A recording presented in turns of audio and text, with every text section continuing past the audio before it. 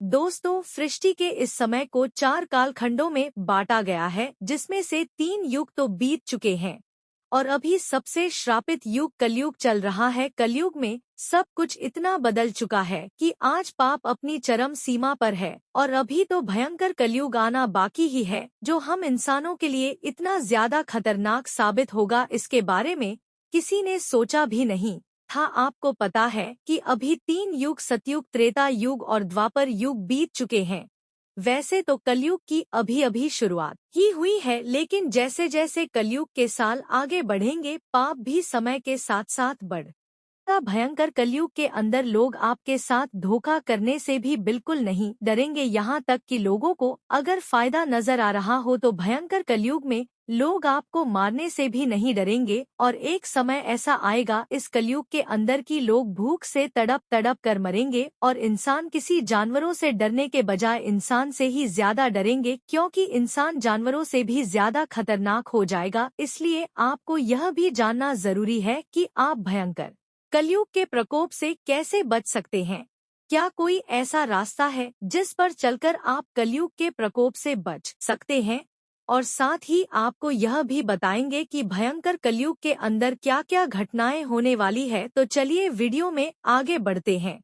और आप देख रहे हैं knowledge of history YouTube channel. तो दोस्तों, बताया जाता है कि जिस समय सबसे पहला युग शुरू हुआ था, कहा जाता है उस समय पाप बिल्कुल शून्य हुआ करता था, जबकि पुण्य 100% हुआ करता था। और इस युग के अंदर मनुष्य लंबाई में बहुत लंबे हुआ करते थे। धर्म ग्रंथों में लिखा है कि उस समय मनुष्य की लंबाई 32 फीट तक हुआ करती थी। इस युग के लोग बहुत ही साधारण और साफ मन के हुआ करते थे। यह लोग धर्म को बहुत ही ज्यादा मानते थे, यहाँ तक कि इस युग के अंदर सुख समृद्धि की कोई कमी नहीं थी, जिससे आप अंदाजा लगा सकते हैं कि सतयुग में लोग कितने ज्यादा खुश रहा करते थे। और फिर शुरुआत होती है त्रेता युग। बताया जाता है कि इस युग के अंदर थोड़े थोड़े पाप की शुरुआत हुई थी, लोगों ने पुण्य करना कम कर दिया था। इस युग के अंदर पुण्य की मात्रा 100% से घटकर 50% पर हो गई थी और पाप भी 0 से 20% पर बढ़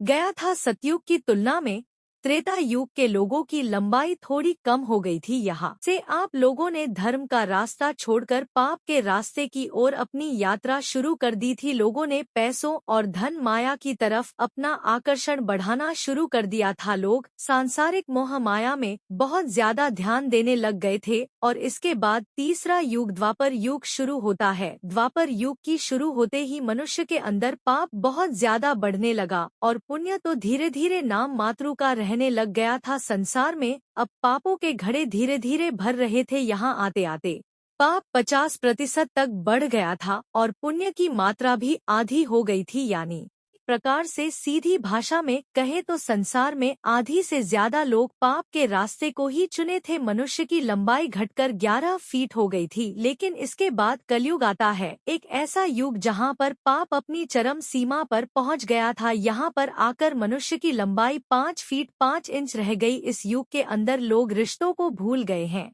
और यहाँ पर एक ही बात यह भी हो गई कि पापा की मात्रा पुण्य से ज्यादा बढ़ गई है। यानी पुण्य तो मात्र 25% पर है, जबकि पाप यहाँ पर 75% तक पहुँच चुका है। क्या हमने कभी इस बात की ओर ध्यान दिया है कि ऐसा क्या कारण रहा होगा जिसके चलते कलयुग को धरती पर आना पड़ा था? वह ना सिर्फ आया बल्कि यहाँ आकर यहीं का हो गया। तो आखिर क्या रहस्य है कलयुग के धरती पर आगमन के पीछे? महान गणित जनक आर्यभट्ट ने अपनी पुस्तक आर्यभट्ट में इस बात का उल्लेख किया है कि जब वह 23 वर्ष के थे तब कलयुग का 3600वां वर्ष चल रहा था। आंकड़ों के अनुसार आर्यभट्ट का जन्म 476 ईस्वी में हुआ था। गणना की जाए तो कलयुग का आरंभ 3102 ईसा पूर्व में हो चुका था। आज साल 2024 चल रहा है और जब 30,102 ईसा पूर्व और 2024 जो ढहते हैं तो टोटल 51,126 वर्ष बनता। इस हिसाब से देखें तो कलयुग का 51,126 वर्ष बीत चुका है और धर्म ग्रंथों की माने तो कलयुग का समय काल 4,00,000 वर्ष है। और इस हिसाब से देखें तो अभी कलयुग का बहुत ही कम समय हुआ है, यानी अभी कलयुग की शुरुआत ही हुई है और कलयुग की शुरुआत में ही हम इतने ज्यादा प्रकोप इसके देख चुके हैं।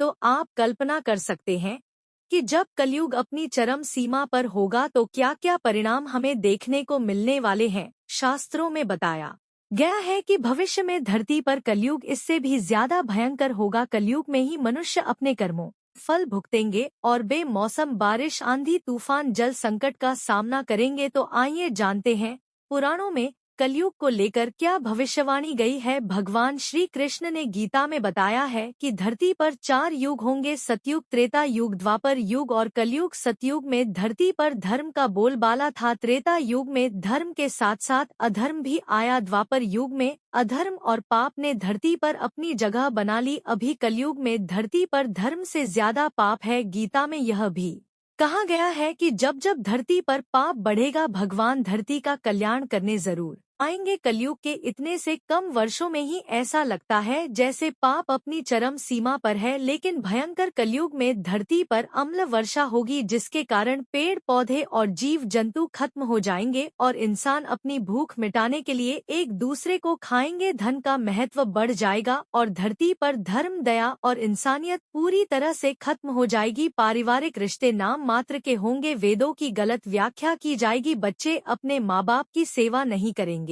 धरती पर भूखमरी, बीमारियां, गर्मी, सर्दी, तूफान और बर्फबारी, बाढ़ अपनी चरम सीमा पर होंगे और अंत में दुनिया समाप्त हो जाएगी। हिंदू धर्म की मान्यता है कि कलयुग के दौरान मानव सभ्यता आध्यात्मिक रूप से प्रतीत हो जाती है। इसे डार्क एज कहते हैं क्योंकि इस काल में मानव ईश्वर भक्ति से दूर हो जाते हैं। हिंदू धर्म की मान्यताओं में धर्म को बैल के रूप में परिभाषित किया गया है। इसके अनुसार कलयुग के अंत में नैतिकता स्वर्ण युग के 1/4 तक कम हो जाएगी और तब धर्म रूपी बैल के केवल एक पैर रह जाने की परिकल्पना साकार होगी। इसका सामान्य अर्थ यह हुआ कि जब कलयुग चरम पर होगा तो नैतिकता का पूरी तरह ह्रास हो चुका होगा। कुछ ही लोगों में इस मानवीय मूल्य की समझ शेष रह जाएगी। श्री कृष्ण ने सबसे पहले इस युग में शासन करने वाले राजाओं के बारे में बताया था। श्री कृष्ण के अनुसार कलयुग में ऐसे लोग शासन करेंगे जो बोलते कुछ होंगे और करते कुछ होंगे। इनकी करनी और कथनी में जमीन आसमान का अंतर होगा। इस युग के शासक हर चीज में सिर्फ अपने लाभ के बारे में सोचेंगे। इस युग में ऐसे ज्ञानी लोग भी होंगे जिनका ज्ञान सिर्फ दूसरों के लिए होगा, उनका स्वयं का कर्म अज्ञानी राक्षसों जैसा होगा, लेकिन दूसरे लोगों के सामने साधु संत बनते फिरते रहेंगे। कलयुग के अंदर जो बड़े विद्वान पंडित कहलाएंगे उनके मन के अंदर भी सत्ता और संपत्ति का लालच बुरी तरह आ जाएगा। कलयुग में आम इंसान भी इतना ज्यादा स्वार्थी हो जाएगा जो हर चीज में अपना फायदा ढूंढने की कोशिश करेंगे। लेकिन कलयुग के अंदर हम जैसे निडर होकर आप तक सच्चा ज्ञान पहुंचते रहेंगे। इसके अंदर हम कलयुग के माफियाओं की पोल हमेशा खोलने रहेंगे। इसलिए ऐसे चैनलों को आप हमेशा सब्सक्राइब करके रखना, क्योंकि आज लोगों के अंदर चरम विचारधारा बढ़ रही है। लोग धीरे धीरे धर्म को भूलते जा रहे हैं। कुछ लोगों की आज इतनी ज्यादा हिम्मत बढ़ गई है कि वह लोग भगवान के होने पर ही सवाल उठाते हैं।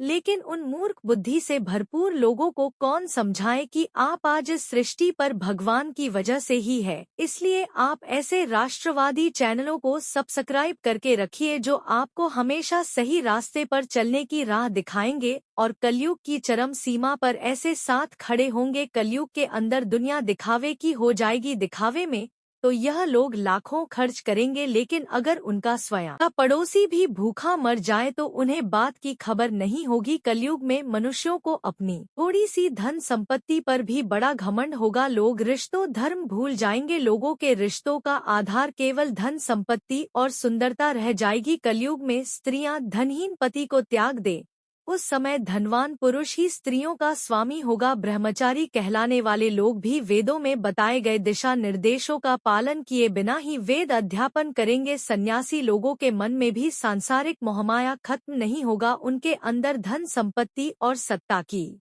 लालच बनी रहेगी और वह भी अलग अलग रिश्तों के प्रेम में बंधे रहेंगे। कुछ लोग पाखंडी का सहारा लेते हुए धर्म के नाम पर भोले भाले लोगों को ठगने का काम करेंगे। कलयुग के अंदर एक समय ऐसा आएगा जब लोगों की बुद्धि जीरो हो जाएगी और उनके ऊपर केवल लालच सवार हो जाएगा। वह हर व्यक्ति लालच के नशे में डूबे रहेंगे। धर्म के नाम पर ऐसे ऐसे यज्ञों का अनुष्ठान किया जाएगा जिसका शास्त्रों में कहीं उल्लेख नहीं होगा। लोग इसे ही धर्म मानेंगे और इसी का पालन करेंगे। बताया जाता है कि जब कलयुग अंत हो जाएगा उसी समय इस दुनिया में एक भयंकर युद्ध चलेगा और दुनिया के सभी देश उस युद्ध में इन्वॉल्व हो जाएंगे और लोग एक समय एक दूसरे के जान के दुश्मन बन जाएंगे और जो लोग सबसे ज्यादा झूठे होंगे लोग उन्हें ही सम्मान देंगे और सच्चाई नाम मात्र की भी नहीं रहेगी। इस सृष्टि में अपराध इतना ज्यादा बढ़ जाएगा कि अपराधी को रोकने वाला कोई नहीं होगा और अंत में जाकर अपराधी खुद ही आपस में लड़ लड़कर मरेंगे। और जैसा कि आज भी होता है जहां पर गैंग को पुलिस नहीं